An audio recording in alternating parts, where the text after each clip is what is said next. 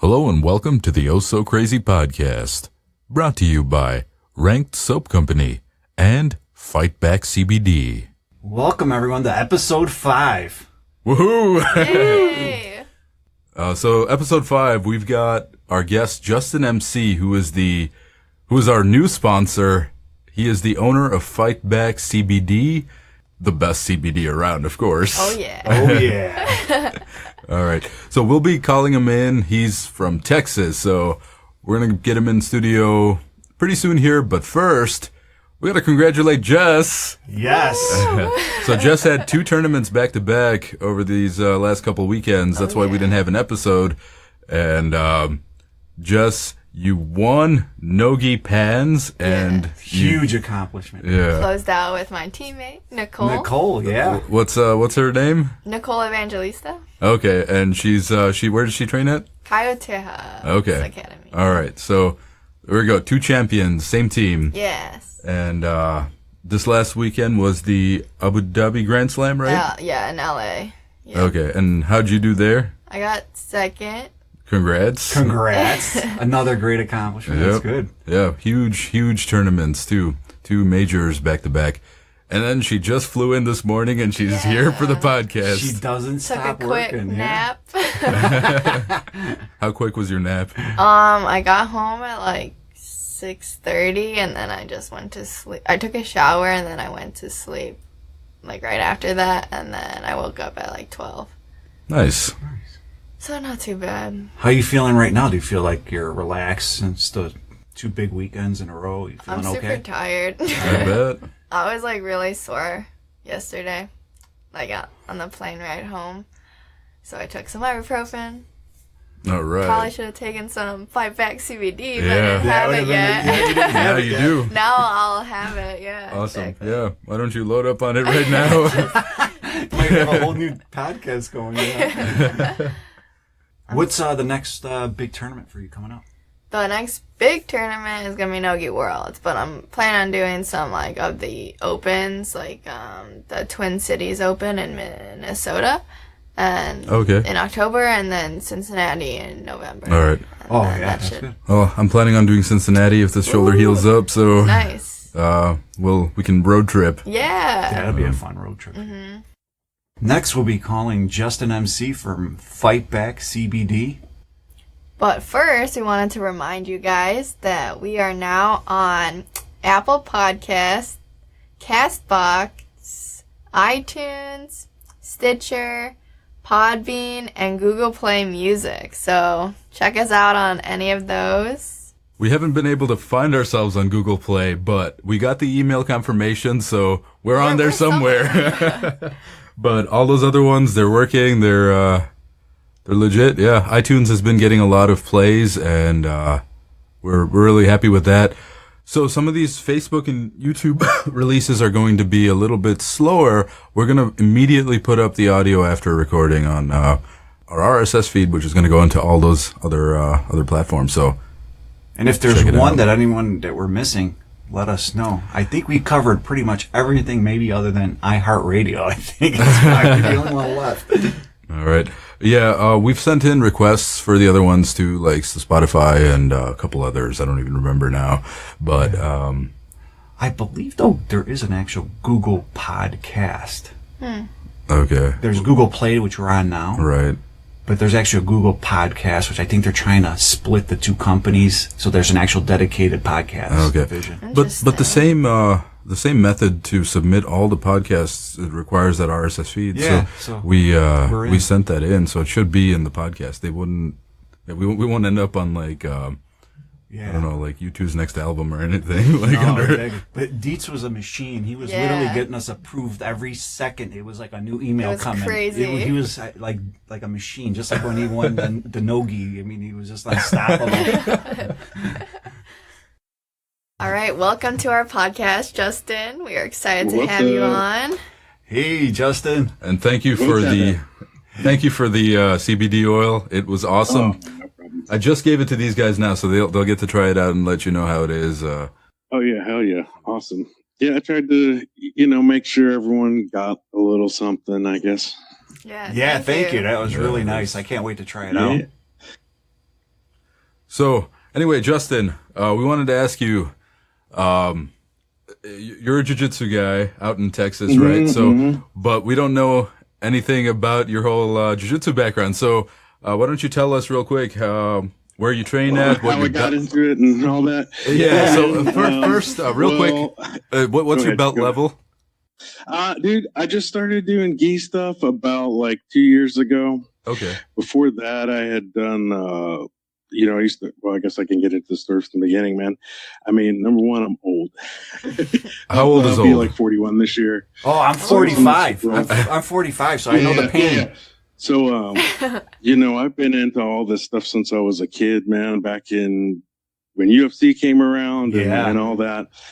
And, used to do wrestling and stuff. And, when I was young, I guess until I started, fucking off and, getting in trouble, but, they kind of don't let you, participate anymore, when you don't go to school. So, but, and then into boxing and striking and all that. And, man, my son and I have a 16-year-old daughter and an 11-year-old son, and they were doing, kind of like, I guess, kids kind of MMA. My daughter started doing striking karate kind of stuff when she was, I guess, like 6, and she never really liked the striking. She liked doing gymnastics and that kind of stuff. Okay. But they were doing kind of kids MMA, and they kept begging me to come to classes because they knew I was into all that. And yeah, man. So I trained down here with Lynn Hughes. He's a black belt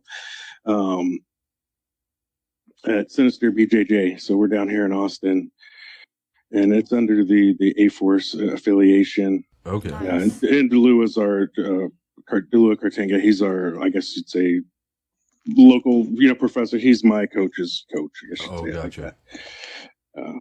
And it goes up the chain. It's under the Carlson Gracie. Oh, okay, gotcha. Yeah. So, yeah, our other sponsor was Carlson Gracie too, but he's Atos now. Yeah. So all right. Yeah, Kevin DeVries. Rank Soap.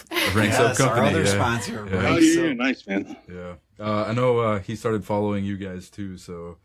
Oh, sweet. Yeah. No, they're really cool. I'm doing a booth next weekend for them, so they've been generous as of you, and we're really happy to have like amazing sponsors on our podcast. So it's great. Didn't you all ever get into any kind of wrestling or catch or any of that kind of stuff, or not really?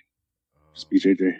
Just more BJJ. Yeah, we don't. It's not as. I don't want to say our whole class. Not too many of us really do catch or anyone really. No, we have like good elite level wrestlers like Division 1. Mario and Giuseppe. Or Dave. Johnny D. Johnny. Yeah, we have very high level wrestlers that train with us and coach our classes too. Yeah, we have 2 wrestling classes a week. Nice. Yeah, our school, man, we're I guess you'd say kind of old school. You know what I mean? It's like we don't have like 90 people out on the mats. You know what I mean? During classes, just small classes. We're kind of like crammed off into a garage, and not like someone's house garage, but you know what I'm saying, like an industrial area. Yeah. Where it's like a fucking million degrees in there, and hardcore. It's like Rio de Janeiro, right? Yeah, coach is like, he's like, he don't want to have the AC on because he's like, then when you go to a competition, it'll feel like, you're in a fucking resort because it's, all nice and cold. You're used to being a million degrees, burning up. I'm sure it helps the bones too, because me being older, it feels better when it's a little warmer. Yeah. I do not like heat training. So here's the thing. We're in Texas too. Man. So when you look over and the AC's going and it still says like 90 something on the fucking AC, you're like, dude, come on. Man. So turn it up. When I was training at Green Bay and Appleton too, all those gyms, no AC and even 360. I was dying in there. I was like, felt like I was gonna have a heart attack. I went there, like, it was hot, but I liked it. So I need to get used to that because I die in that temperature. You know, Justin, being older, so like I know you're 41, I'm 45. Yeah, I like it a little warmer. So what I'll do is show up to class like almost a half hour before just to warm up my joints, literally stretch and just do some weird stuff just to get my blood flowing because it's got to be warm for me. Yeah, I feel you, man. Like I was saying, dude, it's so fucking hot that I mean, you leave soaked, you know what I'm saying? Like every time my gi is like a fucking million pounds just because it's just so damn hot. And, you know, that's the summertime, man. You know, it's like, oh, we'll turn the AC on, open the garage. It's like, oh, great. I'm a sweater as it is, so when it's hot, I am pouring. It's a waterfall. That's my only superpower in the heat is when I sweat on people and drown them in it. I don't think you're a big sweat. I'm sure my little daughter gets grossed out, you know, being like 16 with a bunch of sweaty, gross old dudes. No, not like Yeah, because Dietz is a heavy sweater, and like I said, Jess, I don't really remember her being a heavy sweater, but I mean, I sweat. It's just like I don't maybe drip as much as some people. Some people. Isn't dripping like the worst? Yeah. It is for the other person. It's yes, fine I've with me. gotten it like in my eye. I had one person call me a waterfall. That's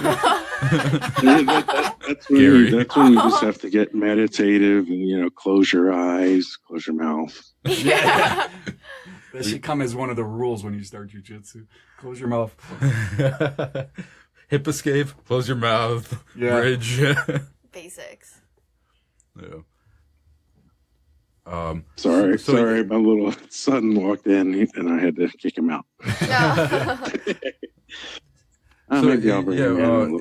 Are you then a white belt technically, even though you've had all this I guess experience? technically for sure. CBD. Well, not technically, realistically, literally, reality. Yes, yeah. So, I have four. I have 4 stripes, man. So. We're almost there. Blue.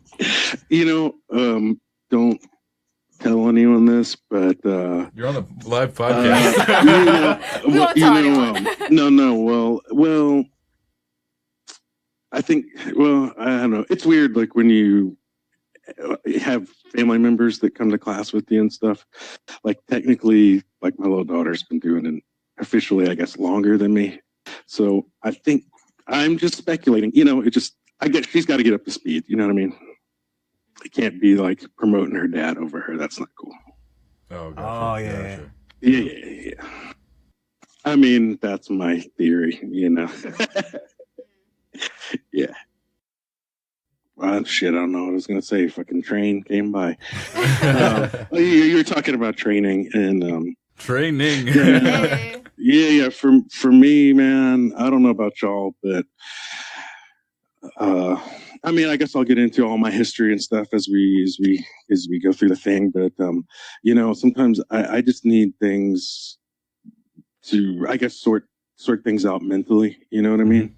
And I found that through all kinds of different activities. You know, like when I first got sober, I guess I needed a lot more alone time, and I wasn't really ready to be in a gym environment. And so I spent a lot of time just mountain biking and doing trails and stuff like that, where it's, you know, more meditative and you're kind of by yourself. Okay, gotcha. And anyways, part of the jiu-jitsu thing for me is just being able to, I don't know about y'all, but like, I guess I don't particularly really like classes that much. You know, I damn sure don't like warm-ups.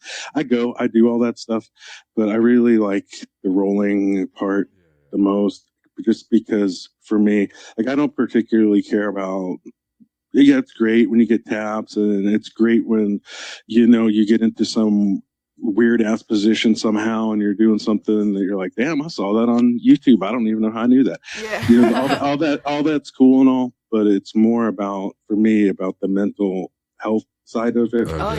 And just being able to kind of zone out. Like, I'm not thinking about other shit. You know what I'm saying? It is very nice. And so that's what it's about for me today. I don't know if that is is true for y'all too. You know, everyone has different motivations in this thing. And so, I think that's something that's cool about it too, is that people can have different motivations. You know, sometimes you can tell when, some people are, I don't even know how to say it. Like maybe they haven't been in competitive sports before, and this is something kind of new to them. And sometimes people take it real serious. You know what I mean?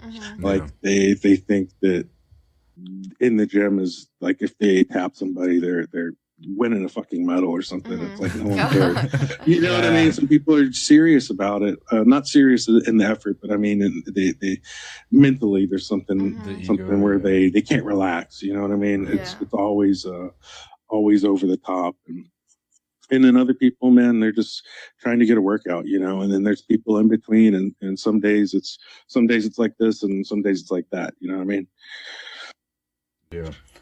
Anyways, so that's actually going to be part of our, next question. We got that, like, FightBack CBD was about fighting back, literally, and also about, it was kind of a metaphor for, fighting against mental health and substance abuse, right? For sure, man. So, yeah, I can tell you, it's kind of weird too, because like I said, I'm a sober person, man, or a person in recovery, however you want to, whatever phrase you want to use. And I'm going on being sober about 12 years this year. Okay, very nice. Congrats. Yeah, man.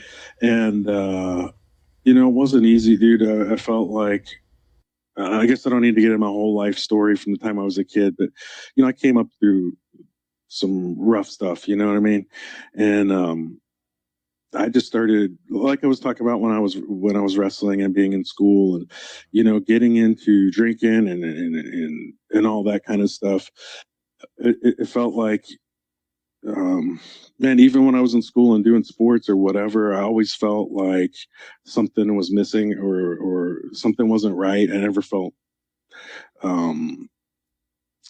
comfortable, I guess, in life, or comfortable in my own skin, I guess you might say. And, when I started drinking, I felt fucking comfortable, and that worked for a long time. And then, being in the music thing, doing coke, partying, all that is like, that's what people do. Right. And getting further and further and further into it. And, right. So, eventually things got worse. They pretty much started bad. You know what I mean? It wasn't like I ever really had a time where it was, like, oh, I'm just going to try this a little bit. It was pretty much full progressive speed, for me. It was like full speed from the time I started. You know what I mean? I dropped out of school and all that, man. And, but anyways, when you went on like these when you go on your mountain biking stuff, what would you think, like, in your mind? Are you just like zoning and just? Yeah, man, it's like a zone. It's like a flow state. You hear people talk about that kind of thing, and you can get it through. Some people, man, they're just going to Muay Thai and they're hitting the bags, and it's not even about sparring, and they get there too. And something about the physical and the mental, pushing yourself in multiple ways. I kind of get you into the spot where you kind of zone. And like I said, actually, I don't know if I told you all this, but I'm a licensed counselor. And, it's weird. And sometimes even in a interpersonal relationship, I guess you'd say, when you're just talking with somebody, you can almost get there too, where you're kind of like 100% focused on what you're doing, and time kind of stops for a moment, and you're in the moment, and everything is real. And and so for me, like with the mountain biking thing, it's a little more meditative, because like jiu-jitsu, for me anyways, I don't think about anything else other than what's going on in the right. But when you're mountain biking or something like that, I kind of think about everything else besides mountain biking. You know what I mean? Yeah, that's why I asked, because I knew I knew where you were going to go with jiu-jitsu, thinking that there's only one thing I'm thinking about is not getting tapped. Right. And then mountain biking, I think I could be very creative in my mind, or do I slow my mind thoughts down? Right. No, with mountain biking, man, it's awesome, dude. If you've never done it, I'm telling you, like, hitting the trail. Like I'm not talking about riding around on the park or, you know, whatever. That's cool.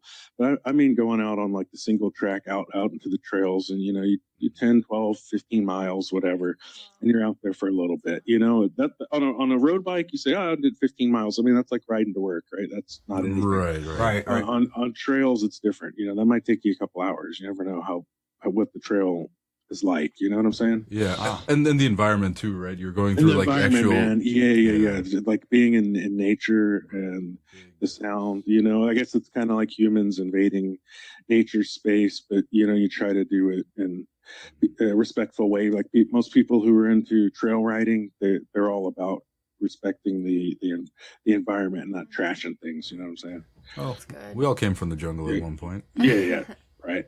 Yeah, I mean, there's something to that too, man. I mean, I don't know. I guess I'll start talking all crazy or something, but there is something to that too, man. The senses of I guess, heightening your senses that we can get kind of dulled out, I think, in the city life, because there's so much of a sensory overload that agreed. Speculating, right? That, you know, it's just kind of like a self-defense mechanism in a way if you're body kind of shutting itself off a little bit. So I don't know. The funny part is, I think even on Joe Rogan had one of his friends just turn off his cell phone and just went to a flip phone just to get away from being close to all this stuff, just sensory. Yeah, I feel you. It makes sense sometimes, you know. For sure, man. And but yeah, I guess you were asking, like, when y'all were saying, "Hey, man, you want to come on the podcast?" And I was like, "Dude, I can talk and talk." So you got to reel me in sometimes.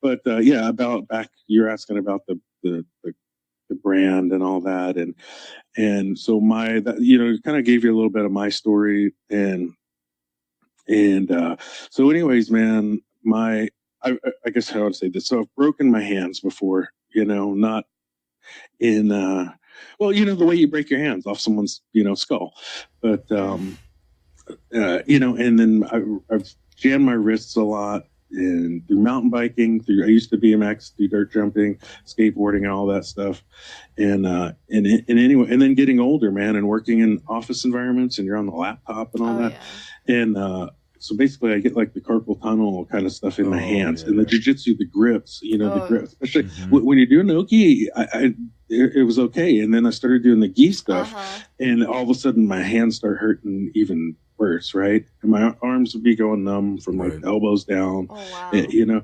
And so this is kind of why I said it was kind of funny is because, you know, I'm a sober person, but when Nate Diaz, you know, I love the Diaz brothers, you know, and when he was on when Nate was on that press conference, like, man, dude, and he was like, "This is CBD, dude." I was like, man, I'm gonna try that shit. And I was, I felt like I'm a skeptic of almost everything. I'm kind of a hater. I'm kind of a skeptic, you know, you're a play hater. Yeah. So I'm like, man, that's some hippie shit. That's some homeopathic stuff that don't work. And but nah. So then I ordered some, and when I took it, I was like, holy shit! You know, my hands felt like awesome, and it was maybe 20 minutes after I took it, and so I was a believer after that, and I tried a bunch of different brands and different types, and you know, the shit's expensive, and I was. How would I say this to you? So the job that I just left, I was a trainer. I go around the state training other counselors and outreach workers and stuff on all kinds of drug topics and all that.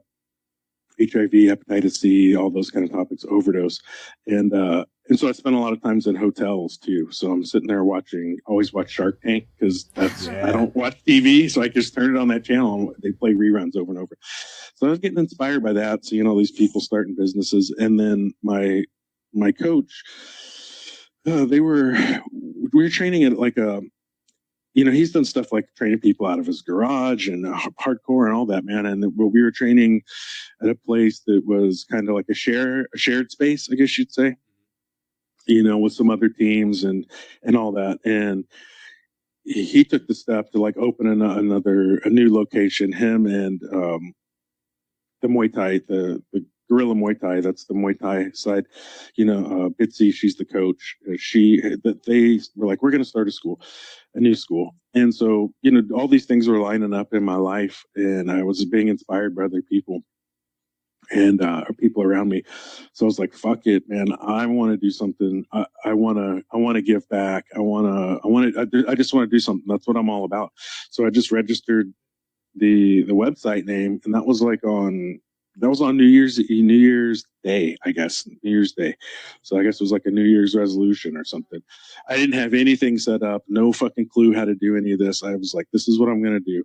I felt like within our little world, our little community, everyone's always bitching and complaining about their joints. You go to get ready for a roll and slap, and the first thing someone says is like, "Oh, what's hurt right now?" You know what I mean? And you're like, "Oh, my elbow's fucking blown out, my shoulder's fucked up." Don't heel hook. Well, you can heel hook the left foot, but leave the right one alone because I got a knee brace on right now. And the shit's expensive, so I felt like that there was a gap kind of in the market for someone kind of from within our world to do something with the CBD stuff that isn't just money making, exploitation, just bullshit, and so that's kind of what motivated me. And just a quick interruption for all you dirty people out there. Make sure you buy ranked soap. It'll clean you right up. I think what motivated me to like start this business, man, and it was that a lot of factors. Like I said, the shit's expensive. I don't like that. I'm a person in recovery, and I wanted to do something to be able to raise money so I could help people. And I felt like this was a good kind of vehicle for me to start with. There was a company here in Texas, actually here in Austin, and they sell bottled waters. They're called, I don't need to name check them, but they're a company that sells bottled water. Well, I will. They're called Clean. They're and they give like 50% of their money that they make profits to people in recovery to like go to treatment, stuff like that. So I kind of took a lot of factors and different things and was just kind of collecting information. And I'm like, that's what I want to do too. I want to be able to raise money and then give money away. So right now, man, I've just been, like I said, I have day job, dude. I don't do this to get rich. I'm not paying my fucking bills with this. I don't take any money, man. I can't say that I paid one cell phone bill with money from FightBack, but that's a business expense. But outside of that, all the money's gone either to helping people or to doing things like I'm doing with y'all, like sponsoring. If you look on my Instagram, I'm always giving stuff away to people who want to be sponsored, like they have the will to in the drive to compete, and they want some sponsorship help. And so I'll pretty much, I don't know if I should say this on a podcast where people are going to be listening. I don't always seek people out. So if I seek you out and ask you, there was probably something that was inspiring. You inspired me in some way. But I have a shitload of people asking me, sponsor me. And I pretty much say yes, like every time, because like we were talking, man, you see some of these other companies come into this space, this world, I guess. Yeah, they'll sponsor you if you're like an IBJJF world champion, or you're like, you have a title fight in the UFC. Sure, you can get a sponsorship. If you're just a fucking blue belt and you're rolling on local competitions, they ain't gonna sponsor you, dude. Yeah. And for me, I don't care about any of that shit. I don't care if you're a white belt, black belt, fucking judo black belt. I don't care. It's more like, are you cool? And were you cool when you sent me a message? And are you gonna actually represent, you know what I'm saying? And that's what it's about for me. We will represent you. Yes. You are noble. Yeah, we'll be happy to. Yeah, and I'm not trying to put myself over, dude. So hopefully I'm not coming across that way where I'm trying to put myself over or anything like that and be like, oh, look at me, I'm so awesome. I don't do it like that. That's not why I do this shit. You know what I mean? And I'm also honest, man. It surely would be fucking awesome if I can keep building this thing and do it full time. I mean, and actually get paid. That would be cool too. So Justin, I'm not gonna. On your product, you don't have the THC in there, right? Correct? Right, bro. And so here's the thing. Like, I'm a person in recovery. Number one, I'm not hating on weed or anything, man. I'm like, dude, if the choice is doing heroin and fucking smoking weed, I say smoke more weed all day, every day. Morning, noon, or night. And dude, I tell my clients that too. I'm like, you like smoking weed? Fucking do that. Okay. Do that all day long, man. Fucking smoke it morning. I don't care. Wake and bake. Fucking wake up in the middle of the night and get baked and go back to sleep. It doesn't matter to me. That's awesome. Keep doing it. But so this stuff is safe to use, like, like for my workers, I can let them use. They can. Yeah. That's the thing, dude. Is that the THC? So I guess y'all probably don't want a lesson on CBD, but there's different varieties, I guess you'd say, and some of it does have minimal amounts of THC. Some has more than minimal. If you're at a dispensary or something. But yeah, the stuff I do is made from whole plant. So it has other terpenes and other cannabinoids in it, and they just put it through a lab process to remove THC. So if you're a person who's so that's the thing, dude, is that people are like, World Anti-Doping Agency, USADA, the Olympic committees. If you do judo on that level, they're like, oh yeah, CBD is great. It's cool now. You can do it. Well, that's true, but you can't do THC. So if you're hoping to go to the Olympics and you're doing CBD that has THC and you fail for Olympic judo, they're not going to let you pass. They don't care how you got THC in your system. If you're on USADA and it's in the fight week and you're taking something you're going to risk it like that and taking something that makes you fail. I mean, Machida got suspended for 18 months for DHEA. You know what I mean? They're not going to let you pass and be like, yeah, it's cool, bro. We don't care. So people really need, and like to your point, regular folks like us. I mean, if you're a first responder, you drive an ambulance or something and you fucking wreck that thing, you know what happens, man. They wreck them all the time. They make them take piss tests. If you fail a piss test, they're not going to be like, oh, you were taking CBD. That's cool. It's all or nothing. So for my shit, you can. So if I have this on me and I get pulled over by, do I get in trouble? Like, is it considered that I'm carrying? Well, man, that's the thing, dude. We're in this weird place with the CBD. So, with hemp in general. So they passed a Senate farm bill that's supposed to come into effect, I think, very shortly within the next couple months. That's kind of on a federal level legalizing hemp farming, because even some like where I'm at right now, I can't grow hemp in my yard. That's illegal. And then each state has like different rules. In general, though, if it's something without THC, I'm generalizing, you're fine. Other states, even if it's minimal THC, most of the time you're okay, but you hear about people getting in trouble for it. And if you go on the subreddit or for CBD, I'm telling you, like every fucking day you'll see people posting like, man, I failed the piss test. I got in trouble. So yeah, definitely if trouble is a concern for you, then I would do something without THC unless you're in a state or your employer doesn't care. Would you say that the CBD oil is comparable to, like, instead of popping like 2 Advils or 2 Tylenol? Bro, dude. Sorry about that. Yeah. So, man, I was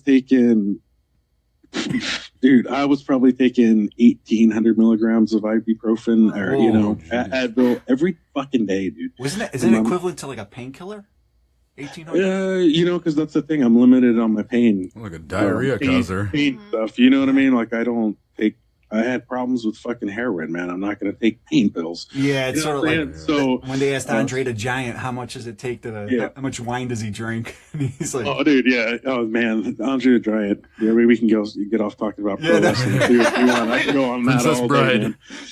But yeah, that's the thing. And my mom had sent me some kind of message, and this is something she saw on Facebook, and I didn't research it too well, but it was talking about how ibuprofen can raise your susceptibility or whatever you want to say to heart problems, even if you didn't have a heart issue. And so that was another factor that like led me towards, when I tried the CBD, dude, I was in desperation mode. I'll put it like that. Being a person in recovery and being like, man, I'm going to try this stuff that comes from weed. I was fucking desperate and for some kind of pain relief, and my options were limited, and I couldn't go on taking that much ibuprofen every day. I was seriously thinking I would need to do the hand surgery. That was like my next step to try to get some relief. I wanted the doctor to try to shatter my right hand and reset it so that it's not as fucking broken, and then probably do the surgery on my wrists to make it so my arms would stop fucking going numb. And then my right pinky, I was like, if I ever break it again, I'm probably going to just get scissors and fucking cut it off. Oh my God. I'm tired of pain in my hands, man. And that's what I was saying. I don't even really play guitar anymore just because my hands would cramp so much. But yeah, so definitely I know you asked me a simple question and I gave you a long answer. No, that was good. No, because I really would say it's much. Better. It's definitely better, in my opinion, than just over-the-counter ibuprofen and that kind of stuff. Just because of also the other, I guess, kind of bonus effects, I feel like, of mood and mental health. I think it definitely helps me to feel less anxiety, and I have better days. That's the way I always tell people. I'm not going to be like, hey, fucking stop taking your meds and take CBD instead. I never would tell someone that. If that's what they wanted to do, that's on them. Go for it. But for myself, I don't take any kind of mental health medications or anything like that. And I definitely have better days when I take the CBD regularly. And I noticed that because before I would just take it after training because I was taking it only for pain, right? So I would only take it like 4 to 5 days a week, depending on how many days a week I trained. And I got hurt. I think if I'm remembering, I got Comorid from hell and my fucking shoulder was fucked up. And I started taking it every day and taking it in the morning. And then that's when I noticed that I was in a better mood and just able to have like a little bit brighter day, I should say. Yeah. So the CBD that you sent us the regular one, and then there's a night one too. Can you tell us more about what is in the night one? What you want to know about it? Okay, so like, I don't know about y'all. I'm a bad sleeper. That's the way I always say it. I'm a night owl. That's the way I say it. If I'm being nice about it, I'll stay up till 4 in the fucking morning if I let myself. But yeah, so I had a lot of people asking me for a night one. Actually, Mercedes from 10th Planet Tucson, she was like, and Anthony Burchak, her man, they were like, man, you got to make a nighttime one. They got make nighttime. They've been telling me that for like, I don't know, I'm 8 months or something. They've been telling me I'll make a night one, and so I was like, all right, I'm gonna do that. And that one I sent y'all was the first run. So if it's a little maybe not perfect, I'm working on perfecting it. I think the infusion is like infusing a lavender and chamomile, and and so that's the part I want to mess with more. I think maybe on the first run I made it a little bit too flavorful. Yeah. I guess you'd say. It's very flowery. I think maybe the regular I one need to tastes cut that. amazing. Like it tastes good. Like it's actually like I would probably down this if it was like the original one or the original. The original one is smooth, man. Yeah, it's got a good flavor. Really nice. The nighttime one is a little real flowery. I think I'm gonna cut that like probably in half to make it a little smoother. But like I said, it was really my first time trying that one and trying to do that, and so I kind of need to mess with the formula. But I think I got it. And then the melatonin is like an organic powder, and the solubility is not super great into oil, so I might tweak that a little bit. But and also I think too, man, doing the infusion. So this time I bought a more fine like cheesecloth to strain it, because the one I had, like I said, it was my first time. I was just kind of following instructions, and I think the one I used the first time, even though I strained it like 4 times, I just don't think it was fine enough, and too much plant material got through the cheesecloth, I guess you'd say. Oh, gotcha. So it's got, you know what I mean? So I want it to be smoother, and I'm shitting on my own product, but that's okay. You know, but the thing is, it fucking works. I'll tell you that much. In my opinion, I'm not going to be like saying, "Oh, this is scientific proof," but the melatonin and it works for me, man. I sleep good on that. So I got it on Friday, and I've taken the night one both nights, and you know, like, I mean, I wasn't trying to like complain about the flavor. I think it tastes fine. But when you mentioned that the lavender and stuff that you were going to tweak, I could definitely see that lowering the flowery taste would be beneficial. But it works really well. Like, I liked it a lot. Like, I had great sleep this weekend. Man, I appreciate the feedback, man, and that's what I need too, is the feedback. Because to me, it's like, to me, I'm like, well, did it fucking work? Okay, then that's good. Yeah. You know, not everyone's on that level. I know some people are more. I'm not saying you, but some people are maybe have a more sensitive palate, I guess you'd say. So they if something is like too flowery, it pushes it over into like a bitter flavor versus like a fragrant type calming flavor. And so definitely I'm going to work on that, and because that's something that I think a lot of people, and especially people within our little world, I think a lot of people, because I hear it over and over again, a lot of people are poor sleepers, dude. And if you don't sleep, you don't heal. And I'm telling you, and I really think it's like there's a lot of people who are, how do we say, like high strung within our community. You know what I mean? There's some people who are definitely working out their kind of ADD stuff in the gym. You know what I mean? And they got a lot of energy. And then you go to the gym and you get amped up, and you're training at night, and you're amped. You go home amped up, and so a lot of people can't sleep good. Yeah. It's like a double-edged sword, because jiu-jitsu is like therapeutic, but it's something that you're it's also going to wear on you, because it is physical, and it's for sure. It is mental too, and something like this is really great to have. It takes a special, not special, I guess that's the way they say it's special. I don't know. It takes a certain type of person, I feel, that is going to, you know, people will be like, jiu-jitsu's for everybody. Anyone can do jiu-jitsu. Well, that's true. You know, anyone can go to class once, but not everyone can go to class twice. That's just my opinion. It's not for every single person. You know, not every single person is going to enjoy that kind of environment for a variety of reasons, right? But definitely, man, it can be a double-edged sword, like you said, for where you're working out so much of your mental and physical, but at the same time, there's downsides too, that like repetitive injury and little nagging things that, and like you said too, man, as you get older, it's like maybe I don't fucking appreciate getting can openered by a fucking 250-pound dude for like 5 minutes straight. You know? Hey, is that an original quote, by the way? I like that. That was actually really good. Everyone can practice once, not twice. Yeah. I don't know. I never heard it. Trademark. Okay, all right. Trademark. We're gonna quote it. Hey, man. I mean, that's my opinion, man. I think that too many people. Well, like you said, like I was kind of talking about, man. You know, you've been seeing the thing with Russell Brand, and I'm not hating on him by any means, dude. You know, but everyone's posting his shit about talking about jiu-jitsu and being all philosophical and stuff like that. And that's cool, man. For some people, that's what it's about. For me, dude, I don't necessarily go onto the philosophical side of things about all that. To me, it's just about like the more primal side, I guess you might say.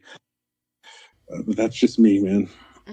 So I have a question. On your bottles, it says like the date and the number. Yeah. So can you explain more about that? Is that the date that it was made? That's the date it was made. And those bottles, they're I mean, technically they'd probably be good forever, right? I mean, it's just oil, all oil over time, whether it's olive oil or whatever, it will oxidize over time. Any oil, if you open it and leave, you let it hit air. But yeah, I mean, part of the, part of my thing too is that I wanted it to be known that a real person was behind this, that it's not just a bunch of bullshit, that it's not running down an assembly line being auto-filled by a machine. And, you know, I used to be real big into like punk and metal and record collecting and stuff like that.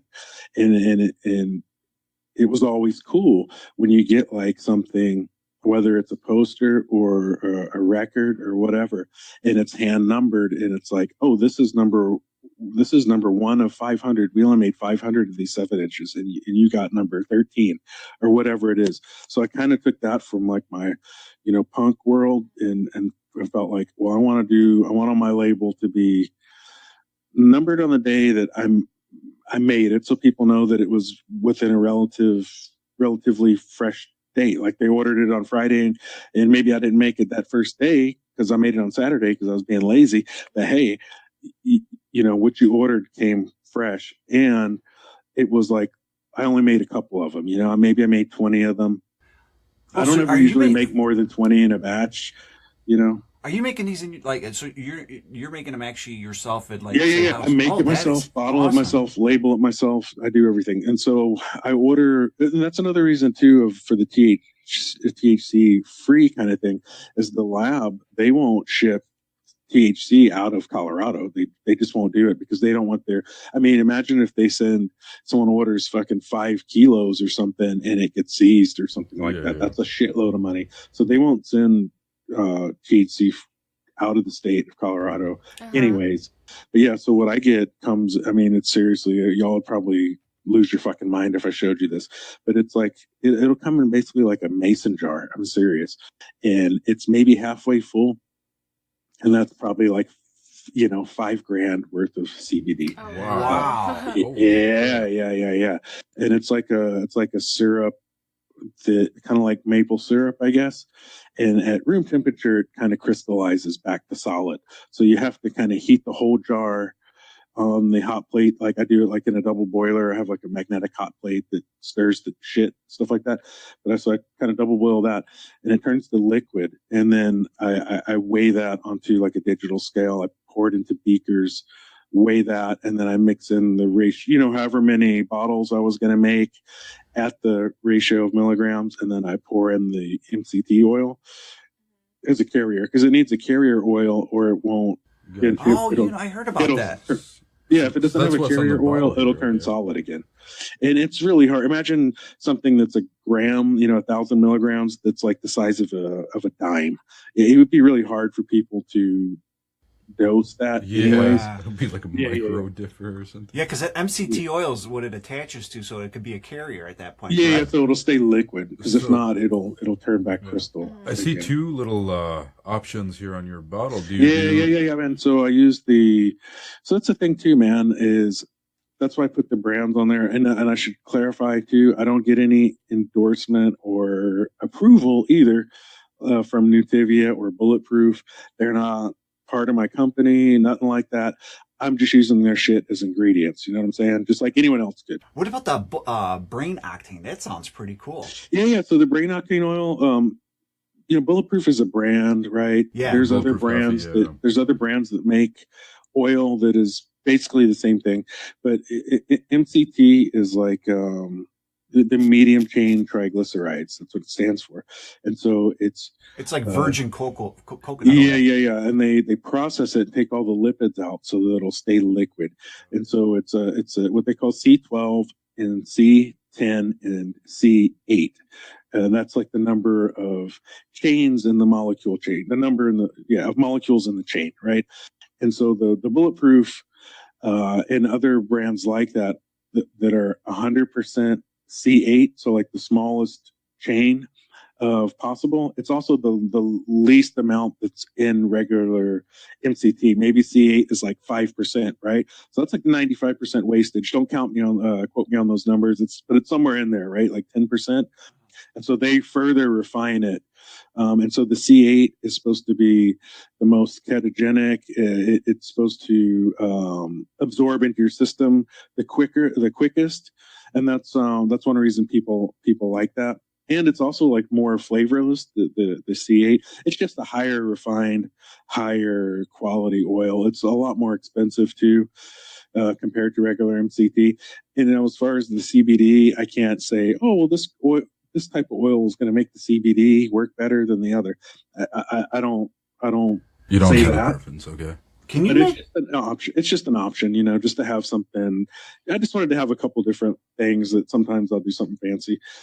With your formula, could you make even butter with it, like a CBD butter? Creams? Yeah, creams and stuff. Yeah, creams and stuff. Yeah, I've had a couple people ask me about making topicals. If that's what you mean, like something you rub on? Yeah. Is that what you mean? I was actually going with butter, like butter. Yeah, like butter for toast. Like yeah. weed butter. No, like Yeah, they you could. You definitely can. Nice. You can definitely, even my stuff Hey. that has the MC, even the regular FightBack that's with MCT. I mean, you can use that in cooking if you want. I mean, it's totally perfectly fine to eat.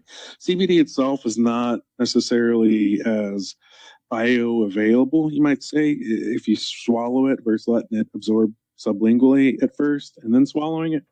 But you can definitely use CBD in cooking and in coffee. Like it's pretty awesome, man. If you have like one of those espressos. Nah, but it's like what's that little blender called? I have one here. My NutriBullet. Yeah, or Magic Bullet. Yeah, bullet, right? So what I like to do, man, is take the bullet and you put some of the CBD oil in there in coffee, and I like soy milk. I just don't like dairy milk, but I like the vanilla soy milk. Or rice milk, and you put that in there, and then blend it in the little bullet. I'm telling you, it's fucking. It's awesome. really good. Yeah, It. I've done it. I've done something. Whoa. Similar. Hell yeah, it's fancy. Yeah, look at me, fancy coffee at home. Do you keep your pinky up in the air when you dig that one? Yeah, my broken one. But what about the creams? It's kind of always up in the air. So you could do creams then. Let's say what? No, I didn't hear that part.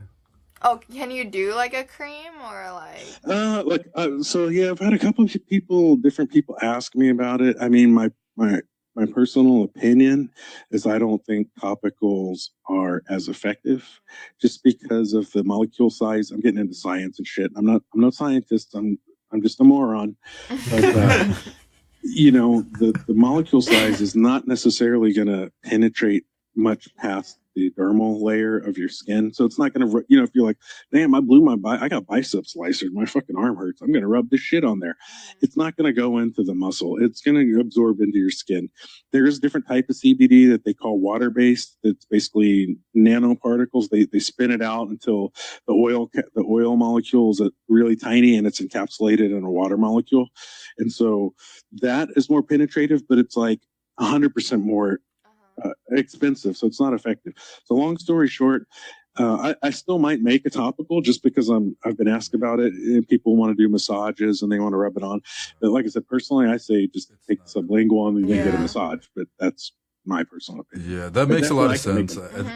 It's probably all in their head when feeling placebo, man. That's the thing. Placebo, dude. yes. That's funny you brought that up, man, because when that's kind of. When I first started taking the CBD, like I said, I'm a skeptic. I'm a hater. I'm like, man, this shit ain't gonna fucking work. And then it worked anyways. Yeah. So, but that's why I asked. Definitely with any, like I said, I'm a counselor, man. I worked in the mental health field, substance use field for a long time, and it doesn't matter what the treatment is. It doesn't matter if it's a pill. It doesn't matter if it's talk therapy. If they're like, go run up and down hills like Rocky in the fucking snow. I mean, it doesn't matter. If you believe it, it damn sure works better. Yeah. You know what I'm saying? Yeah. So whether that's a placebo or not, I'm not sure, but definitely belief in your therapy is going to help. Yeah. That's why I asked if it was better than taking Tylenol, because I heard that like Tylenol just rips apart your digestive tract. Yeah, your gut your biome. digestive tract, and if anyone ever has stomach problems, it can be bad to take those things. Different ones too are harder on the liver. It depends on how things are processed out. If they process through your liver or your kidneys, right? Different things processed different ways, but it can definitely be bad on your liver, especially people who drink alcohol. Oh like, yeah, man, combining. they're like, man, I got fucked up last night. I'm hungover. I'm gonna down all these aspirins or whatever. Yeah, exactly. Yeah. You don't want to do that. Liver destruction right there for sure. Mm-hmm.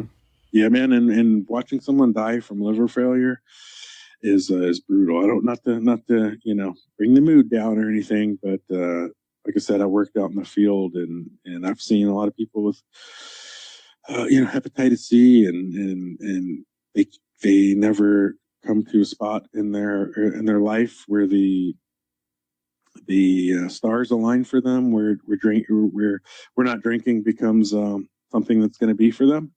And yeah, man, the shit just wrecks your liver. You know what I mean? Yeah. It's not pretty.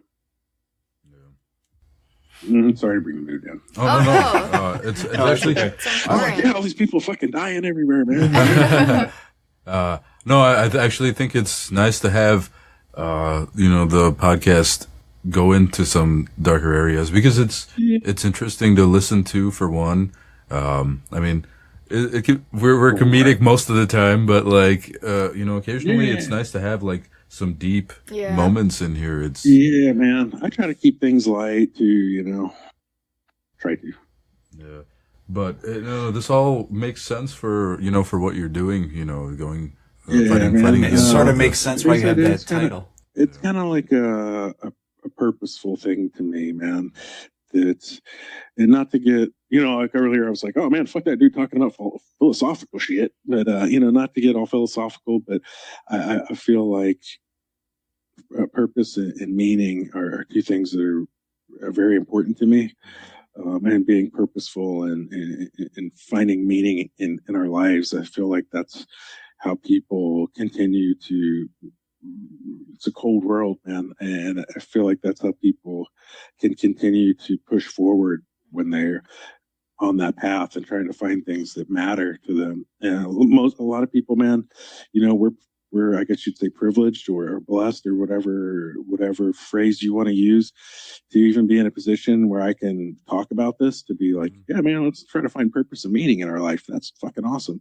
A lot of people they're not going to even get those kind of opportunities. I shouldn't say it like that. Everyone's always moving towards that. Some people just have more barriers and things put in front of them where it's difficult. And but anyways, about the people can find that in whatever it is for them.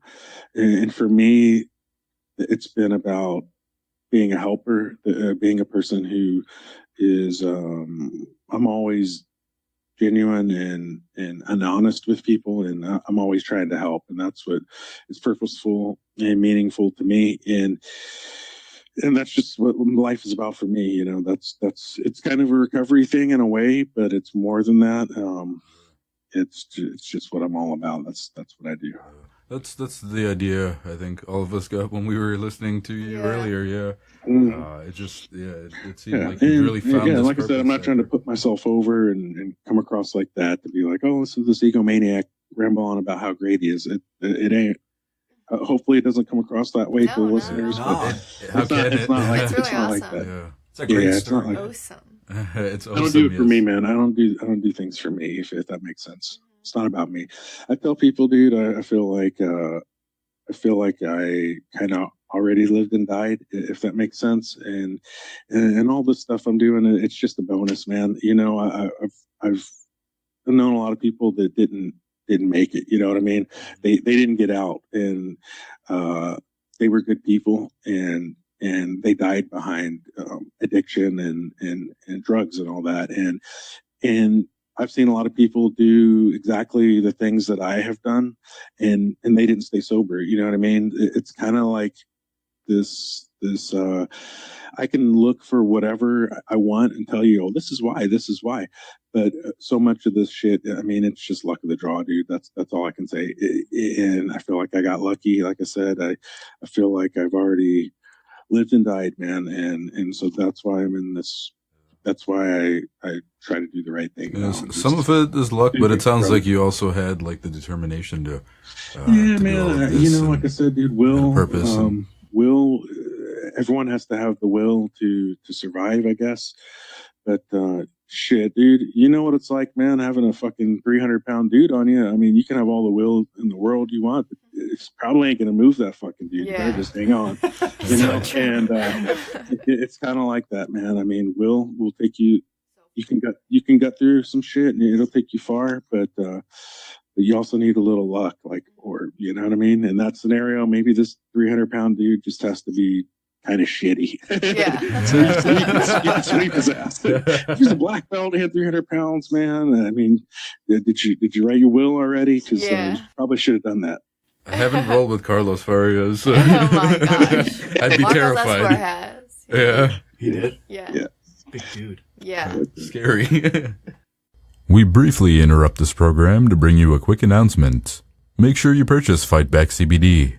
High quality, low price, and it's really going to help your joints. We are talking about those achy parts of your body, of course. But yeah, man, and so that's why I don't know if I talked about it yet, but whatever I say, I want to give to people. So what my idea was, and what I've been trying to do, is I try to find people. I'll put a post out there, and I really do need to get better at promoting this. But I'll put posts out there, whether it's on Reddit or on Facebook or on my Instagram, just trying to, I guess you'd say, recruit people. And so if someone's, it's not just about substance use. I mean, if someone's living with depression or anxiety or any kind of mental health problem, whatever, I don't care. I'm like, I'll pay for their gi. I was doing it just in Austin because it's, I have connections here, so it's easier for me to say, "Oh, come to our school," or "Hey, go to my buddy's Insight out in Bastrop," or go down to DeLuis place in New Braunfels, or go over to Haas to his judo. Like there's people around that I know in Austin that'll help me with this shit. But really, I've been able to help people other places, honestly, and more than Austin, really. But so what I'll do is I'll pay for their gi. I try to find a school that'll work with me, and to let them come to classes for at least a month or two before they have to pay. If the school is everyone has said yes so far. You know what I mean? No one's been a dickhead about it. No one's been a dickhead about it. But if they were, I shouldn't say it like that. Or, they're their business. They need to make money. I would pay for the person to go to the school as well too. But I probably would try to, say, "Hey man, can you hook me up a little bit?" Because just cost wise, I can't afford to every single person who reaches out to me to be like, "Oh, I'll buy you a gi and I'll pay for your school for like 3 months. That's cool. You want, $600? I mean, I don't have that capacity right now. But that's what I mean when I say I'm trying to help people, and so that's what I've been doing. That's really that helps. Yeah, every little bit helps. Yeah, that's the thing, man, is like people think about recovery, they think about mental health, and some people come from a position where they're, I guess, a position of ignorance, man. Like they're just like, oh, they just need to do the right thing. They just need to work harder. Or they need to try more. They need to go to treatment or whatever it is. But making it a personal thing. It's not so much a personal like that someone's a failure just because they can't stay sober, right? It's not about them personally, but so much about this. What helps people is the relationship, is building relationships, new relationships too. And I felt like jiu-jitsu is just a good spot for that, where you can go and for one, no one's going to be necessarily asking, like, remember we were talking earlier, like you're thinking about your own shit, right? No one's really going to be talking to you in the middle of the roll about everything that's going on in your life. Right. You're focused on that, and everyone's supportive of each other about getting better, about what's going on in the gym. So it's like building a new group of friends, right? And I felt like that support could really help people, especially people in early recovery. I mean, they don't have any fucking friends, except maybe some friends from meetings if they go to meetings. But outside of that, they're cutting everyone off in their life, even their own family, right? If their family uses. So I just felt like that it was a good thing. And what do you think? What do you think makes a person? What do you think makes a person an addict? Is it a gene? Is it something? Oh man, dude! I guess speaking from my professional experience, because you see it more often, so you'll know. You see it, dude. Honestly, people will say, is it environmental? Is it genetic? Is it this? Is it that? I don't really think there's a necessarily good answer. And in some ways, I don't think it really matters either. You know, the real thing is that, how to say it, like drugs, drug using, you know, that's not the problem. That's a solution to my problems. Does that make sense? Yeah, no, that's true. And so for some people, that solution works really fucking good, and it's really hard to stop, you know, and you get deeper and deeper into it. And so trauma, coming from trauma, mental health disorders, you know, there's so many factors that would push someone into a position to where they feel like drinking every day is better than the alternative of living in my reality, right? And so I feel like that's kind of what it's more about. And there is genetic, I'm sure, you know, you can see it through, I'm not a geneticist, so I can't like, and they can't really either pinpoint and be like, well, it's this gene here. Yeah. I mean, not necessarily, right? Environment goes a long way too, though. If you're So if your friends are doing it, you're sort of gonna. Yeah. If you don't have a supportive, if you're in an environment like where I come from, man, an environment of addiction, number one, poverty, trauma, violence, you know, people kicking the door down, drunk people, police come in. You know, if you grow up in that kind of shit and people are using, I mean, I never knew anyone who, at least, you know, maybe I was ignorant, but I never knew anyone who like had drug problems and then didn't. You know what I mean? I never had no one really tell me you shouldn't be, or friends anyways, oh, you shouldn't drink as much. You shouldn't drink every day. You probably shouldn't be doing coke all the time. I never had no one tell me that. Not really. Until the point where maybe it was like later on, you know, I'm talking 10 years down the road when I'm like strung out and shit. Then yeah, people are like, man, you need to put that shit down. Well, it ain't that fucking easy at this point. Right. You know what I mean?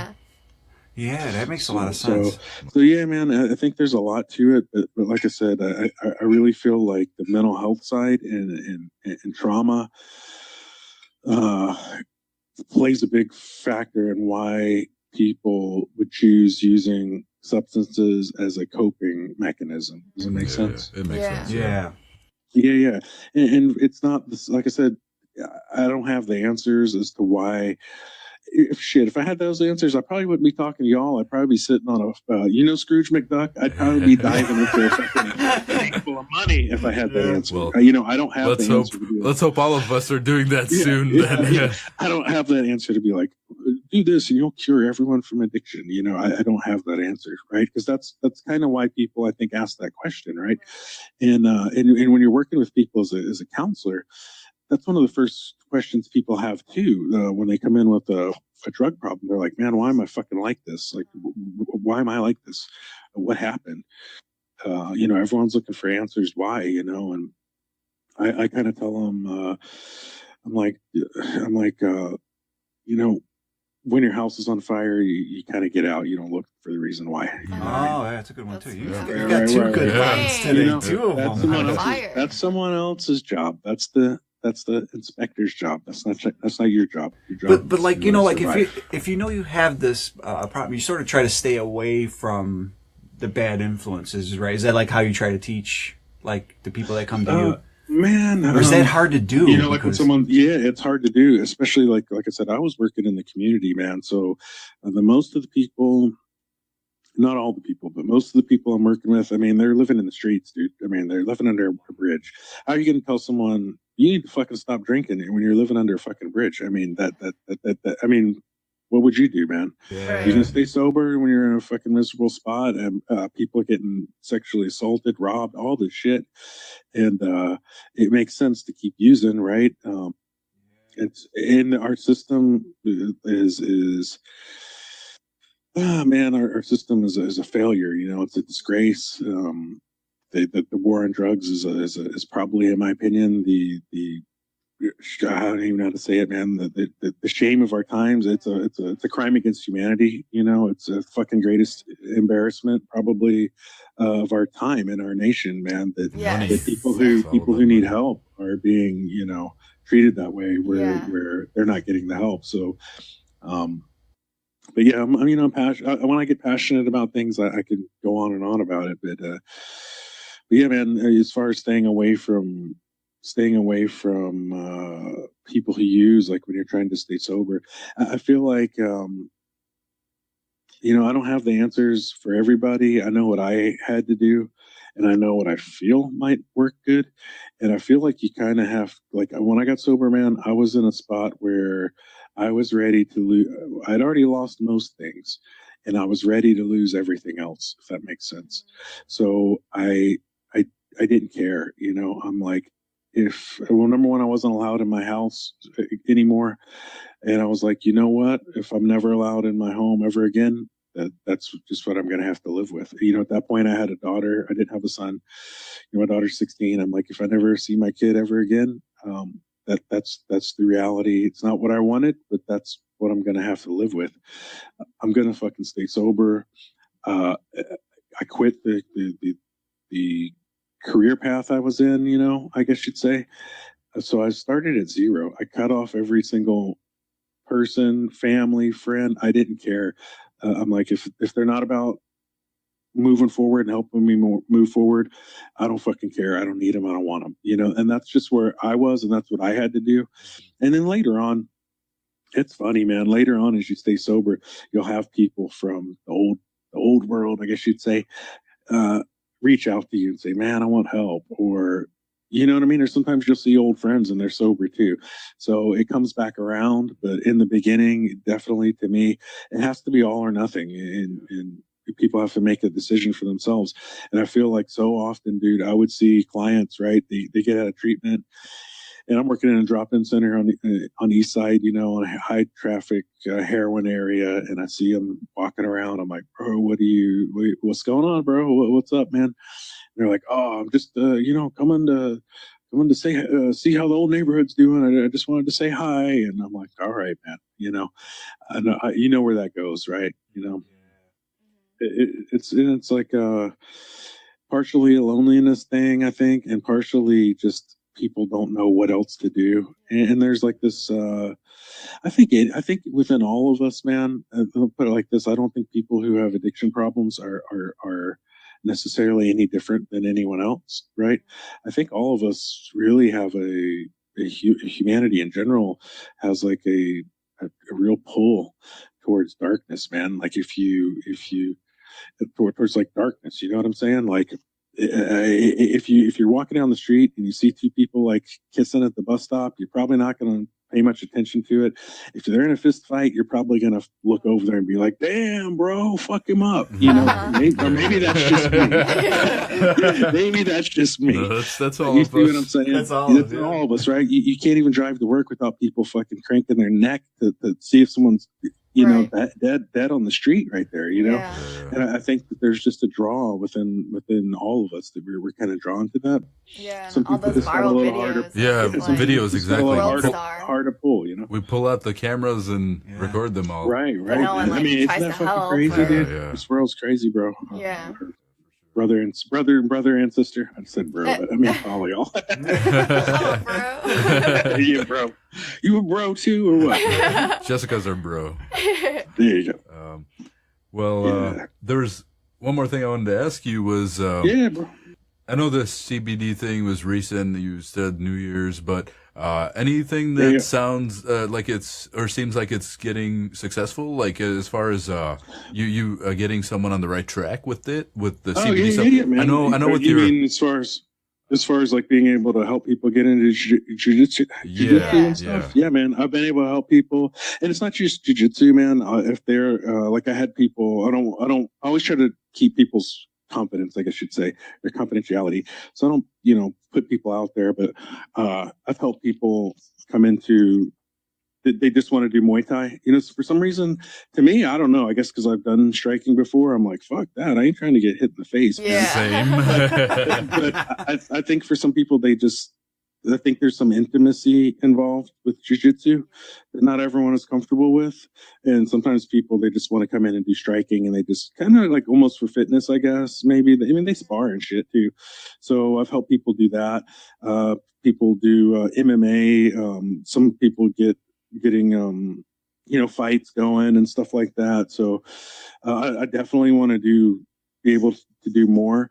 And I do discounts and stuff on my website too. If people are in recovery, mental health, or if they're a counselor, if they're first responder, I haven't always had the best relationship with police, put it like that. But I train with some police and first responders too, EMTs. So I do discounts for them and anyone who's a counselor or a social worker or a helper, peer support, anything like that. I do discounts for them. Yeah, basically. Oh, yeah. So basically, I give away a lot of free shit. I sponsor, like I said earlier, not everybody, but most people. I'll put it like this: if I do look at people's Instagram pages, man, and if they reach out, I'll just put it like this: if you're listening and you reach out and you want me to sponsor you, and you have homophobic, transphobic, women hating, just any kind of shit like that on your site or your Instagram profile, I'm not going to sponsor you because I'm not down with that shit.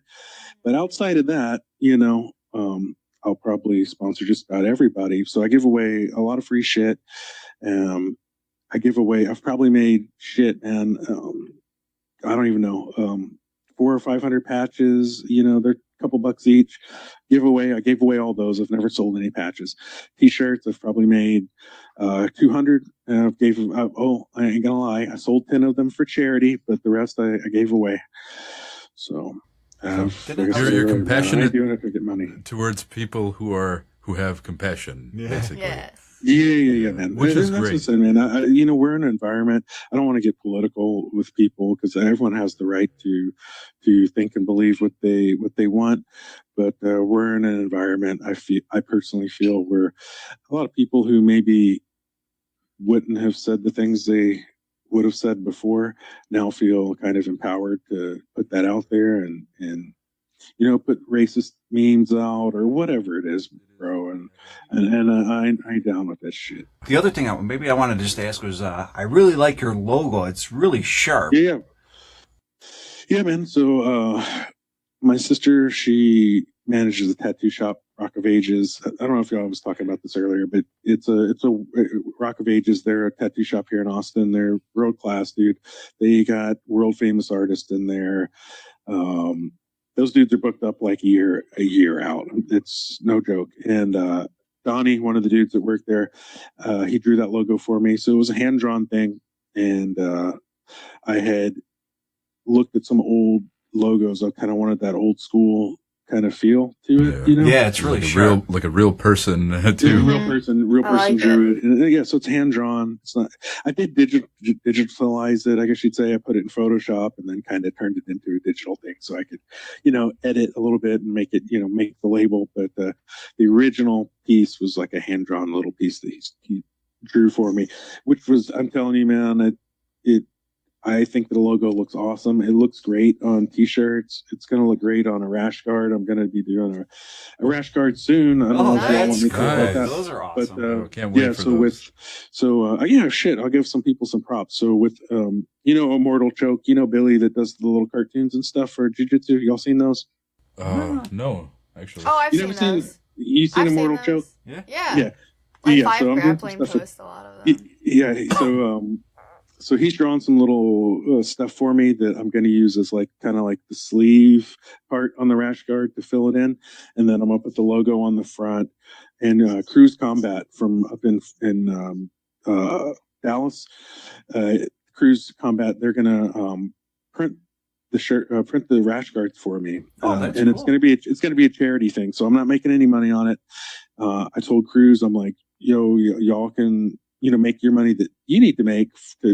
They're running a business, right? Right. And then anything that would have been extra outside of what we would have needed to pay for supplies and all that was going to go to a charity that we're doing. So that'll be soon, hopefully within the next month or so, because people ask me for rash guards. I don't usually wear rash guards too much, man. I'm kind of old school. I'll wear a ratty ass t-shirt with the sleeves cut off. I don't care. Yeah. But I know a lot of people are into the rash guard. So. Yeah. Well, it's a lot of rules for competition. They require rash guards. That's why, especially like Federation. Don't, if you're wearing a gi, then they're like, you can't wear a rash guard under your gi. I'm like, okay. Would it be IBJJF legal kind of? Like a ranked rash guard? I don't know. I'll have to talk to him about that. I was thinking, y'all can tell me this, y'all can shit can this idea and tell me it's crappy or it looks great. But what I was thinking about for the design was like kind of, like the way the baseball shirts look, where like the front, the center, the chest and back would be like white, and then the sleeves would be like a color. Yeah. And I was thinking about just doing like black, not to be that it's a black belt ranked gi, or a rash guard, but I don't know. I mean, he can do one-off, so maybe I can put an option on there, and he can do white sleeves, blue. I don't know if that's IBJJF. Yeah, IBJJF has like I think 15%. 15%. Yeah. It has to be the color ranking. But usually it's just like the sleeves, so like the sides. The side, like the rib cage or something like that. Yeah. So if you do like that for like blue, purple, then I'd of course rock it at the tournaments.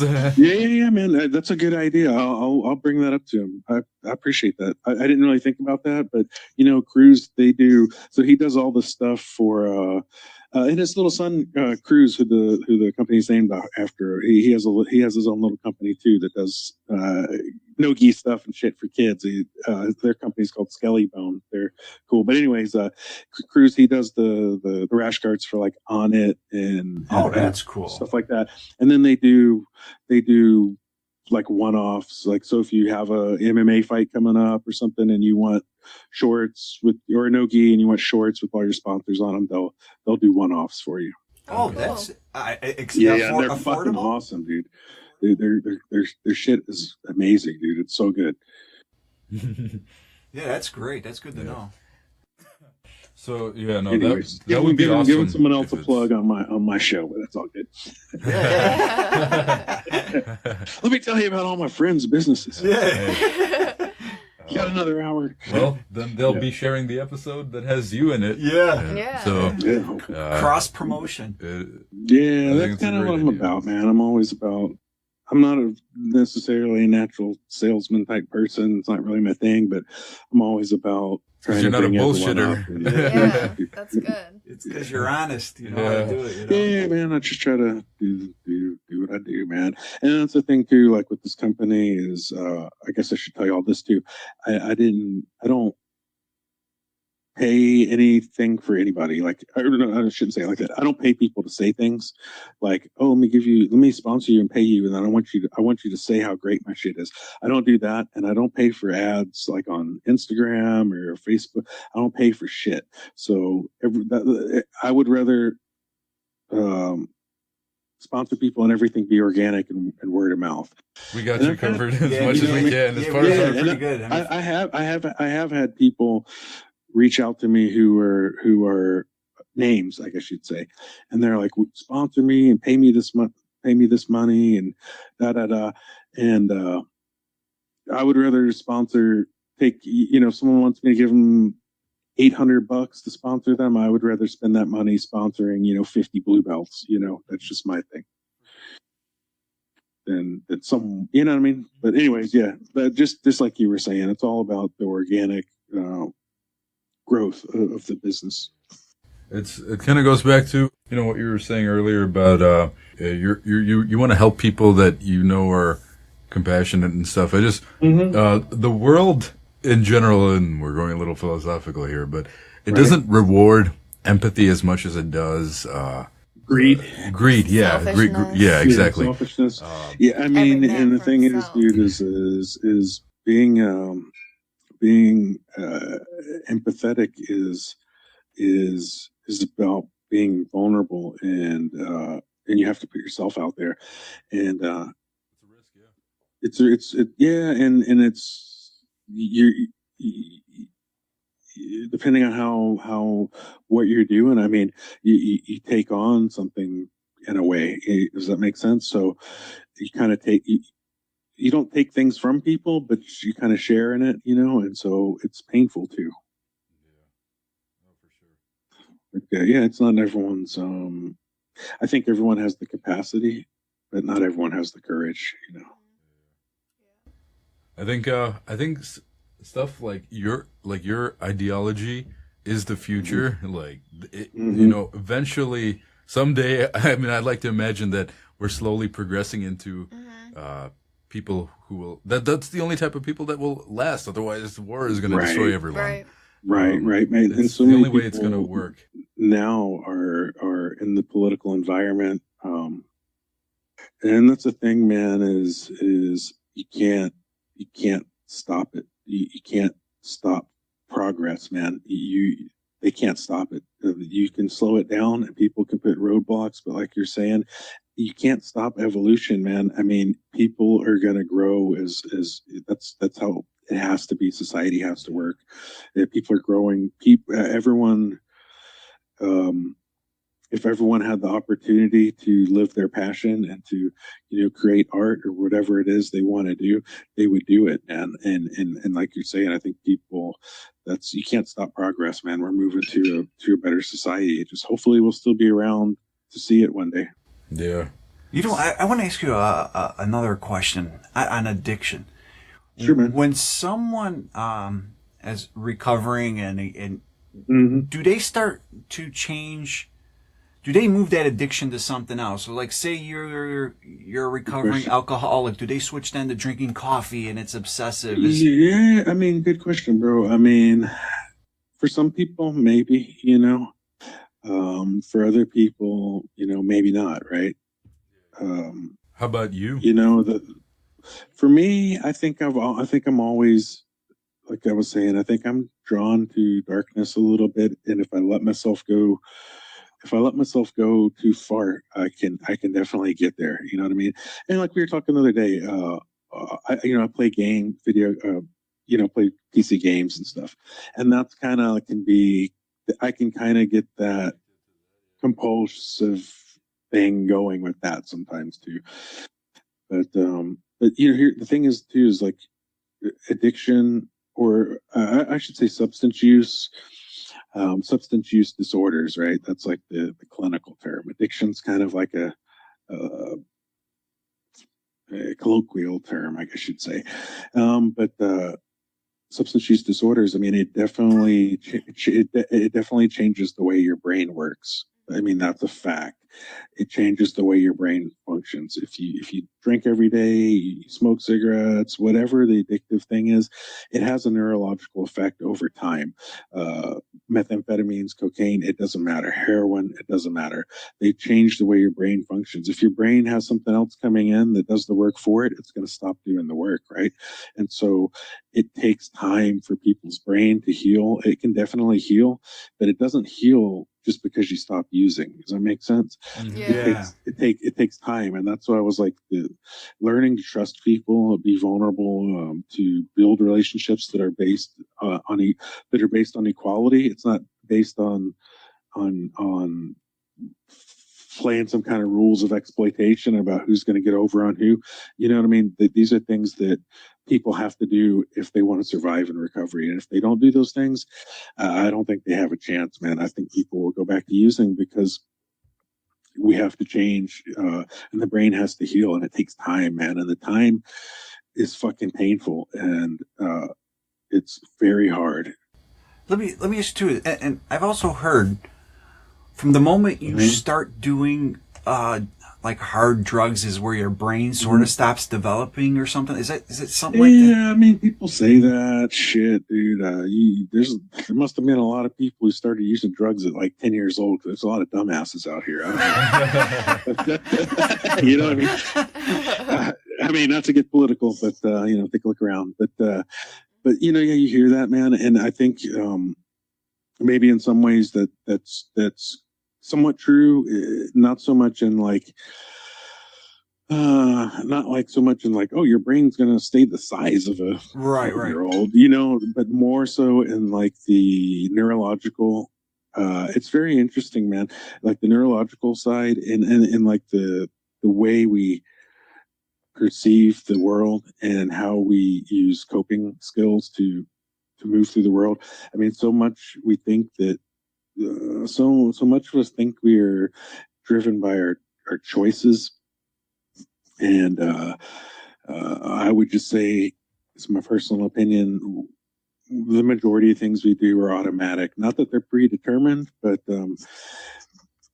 we all of us have less choice than we might think, if that makes sense. So you're kind of your choice is kind of like your perception of the world, I guess, and thinking we're making choices and this and that, but your brain, it's chemistry, yeah. It's going to do what it's going to do with or without you. Like, I don't have to think about breathing. I just breathe. I don't have to think about getting hungry. I just get hungry, right? And if I'm a person who uses to a problematic or a substance disorder level, like, I don't have to think about using either. My brain's going to do that for me. You know what I mean? Right. Yeah. So it becomes like that's what I meant by neurological changes. Maybe not to this exact same level, but in some ways, especially the opioids, man, it's almost like the brain, it's almost like a life or death thing. Does it make sense? It's like water your brain to them. Your brain kind of puts it on that same level. So with or without with or without your perception, your body and brain like wants to use. Right. What do you think with even like antidepressants? You think the CBD oil is going to overtake this everyone getting antidepressants? Yeah, man, that's the thing, dude. I'm not a doctor, but I've worked with a lot of them, and I can't say I always have the greatest level of respect for psychiatric industry in general, but I definitely think some people can be helped through natural means. In pharmaceutical, I'm sure it can help some people, right? But in my experience, I had some that helped me. I can't lie, but I had others that didn't. And like, for example, man, I was always in good shape, right? When I was young, and even when I was drinking, I drank every fucking day from the time I was like 14 or 15 on, you know what I mean? But I was still in good shape because I was being, mobile and shit like that and doing different things. And so I never gained a bunch of weight, man. And then when I was about 22, 23, I was so fucking depressed and suicidal. And so I went and asked for help, and I got on like some kind of antidepressants. And I fucking gained a shitload of weight. You know what I mean? I got up to like 225 pounds. It's like the fattest I've ever been in my life. And, that's like a 50-pound weight gain. And since that time, it's really easy for me to get big again. You know what I mean? It's easy for me to lose weight, but now I hover right around maybe 195, 200. I'm not like trying to lose weight. You know what I mean? But, yeah, it definitely changes it can definitely cause problems for people with side effects that they didn't expect. So, and that's the thing about CBD is like, it's not really going to have those type of sides, right? So 500 pounds, right? And at the same time, like, obviously you were saying that there's definitely some help there. It's not like you're like promoting just homeopathic remedies over pharmaceutical, it but definitely helps. And I'm always cautious too, man, because if I start talking about CBD too much, man, I don't want to sound like a snake oil miracle salesman, because I do kind of put it on the level of like a miracle thing, man. I mean, because it does so much for so many people, and it helps so many different people in so many ways. But I don't promote it like, oh man, it does this, it does that, oh, it does this, it does that. But I just kind of tell people, some people have said this, some people have said that. Give it a try and see what it does. But I would always just be cautious, because you see people sometimes talking like, man, it'll cure depression. It'll do this. I don't want to tell someone like, take CBD and your blood pressure will go down. You don't have to take your blood pressure medicine. Right. They fucking have a heart attack or something. You know what I mean? I don't give medical. I like your approach. It's very relaxed. I do too. It's very relaxed. It's and like not extreme. It's not like everything natural, or like only pharmaceutical stuff works. So it's I mean, definitely science has its place in our world. Man, I mean, you can't put down everything they do. Like, I was working in the HIV field, and I'm telling you what, man, the medications they have now are, it's not a cure, but it's damn close as far as like sustaining life HIV, in the way that the virus lives inside someone's body. You know, it almost disappears. So if people stop taking their meds, it'll grow, it'll, you know, raise in their blood again. But definitely science has a place. And, you know, I mean, like I said, you know, the mental health side of things, it's just kind of interesting. However, the new flavor of the fucking month is always the one they're prescribing. I mean, it's just fucking amazing how that goes. Yeah. But that's the pharmaceutical industry for you, man. Hey, that is Justin MC from FightBack CBD. So we'll definitely have him on more. I'm sure there's a ton. That was awesome. Are we out of time? We're done. We're getting there. We just want to ask you real quick, social media stuff and So can you my social media. You want me to tell you about that? So my social media, I have the Facebook. You can go on the FightBack CBD on Facebook, and it's not my favorite. I prefer the Instagram. You know, so the Instagram is FightBack CBD. But if you go on my website, FightBackCBD.com, there's a social media bar. So if you forget all this shit, sorry, I knocked my mic off. If you forget all this shit, there's a little media bar, and it even has my Steam account. So if you want to play PC games, all right, on Steam, yeah, we can play some games. Sounds good. I do have Steam, so that's awesome. And I should say, man, before I go, I just wanted to say I do appreciate everything, and I really value y'all's time. I appreciate that you. We appreciate you. This was really good. I appreciate that y'all would consider to want to talk to me. And I also just want to say too, if anyone, I got to put my thing out there, man. So if anyone is listening to this, and you feel like that, you know, you're in a spot where you're trying to stay sober, or you're thinking about it, or you have mental health stuff going on, and you need someone to talk to, always reach out to me. Send me a message. You can send me a message on any of my social media. You don't have to be alone. You don't have to do this shit alone, and we don't get well by ourselves. That's not how it works. So don't be a stranger, and just reach out to me. I appreciate it. Thank you so much for being on here. Thank you so much for the product. And we also want to do a quick shout out to Joe Heighten, because he linked us. Too tall.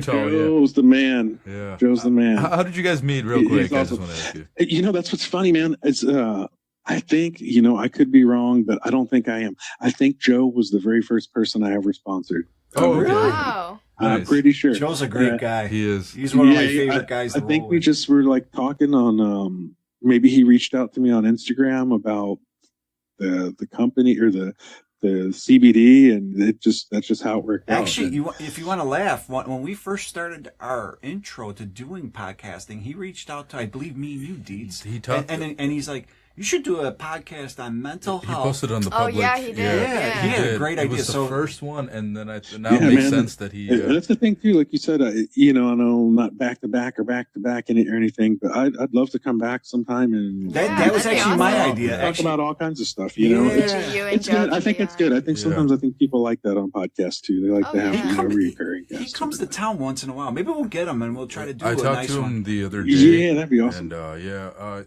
you know, if not, maybe we can just get him to call similarly, like how you did. You know, he's great, man. I mean, y'all know him better than I do. He's my internet friend, but I just always appreciate. That's like goes back to what I was saying at the beginning, man. That's what matters to me, man. Is that when people appreciate what I do with them, you know, and that we're doing it together. And I have sponsored people. I'm not going to put people under the bus, man, but I've sponsored people that are in the UFC, and I've sponsored people who were world champions in IBJJF and big names and shit. And they're like, yeah, bro, da da da da da. And then they don't do shit, man. They don't say nothing. They don't ever even post it. I'm not going to like beg them and call back and beg them. I just know how maybe they're busy, you know. I ain't gonna hate on them too much, but I appreciate when people like Joe who are down for the company. Support those who support you. Yeah, support those that support you. That's always good. Yeah, that's what it's about, man. Life is life is short, dude. It'll be over before you know it. So it's important to keep the people who are down with you, the people who support you. It's important to respect them and keep them around and honor them. Yeah. Oh yeah. So we love your philosophy, and I'm sure our listeners will as well. I hope so. Hopefully, they don't get too bored by me. I'm thinking sure. like, I really hope they I'm thinking like listen to the whole 4,000 thing. views for sure. Yeah. Shit, hell yeah, man! I appreciate it. And then, like I said, I just do my thing, and anytime anyone wants to reach out, just do it. I'd love to. That's one reason I wanted to come onto the show with y'all. It's just that's the real message I wanted to get out there. Is the last thing I said. So that's really what is important to me. It's just that people know that they don't have to be alone. Yeah. And like I was saying earlier, like when you sponsor or when I try to help people do jiu-jitsu, that's what it's about. It's not even that if they stay and keep going, because I'm telling you, man, a lot of times they'll try to help people, and that's one reason I want the schools to work with me, because sometimes people show up like once or twice, and then whatever they have going on is just too much for them, right? But it's just the idea that they know that for once there was someone who didn't ask them for anything, and that they were just giving, All right. All right, Justin. Thank you so much. I appreciate it. And don't forget to share it, and we'll be in touch again for sure. Oh yeah, man! I'll promote it for sure. Awesome. That's a wrap. And that's a wrap. Thanks, All brother. Episode 5. Peace out.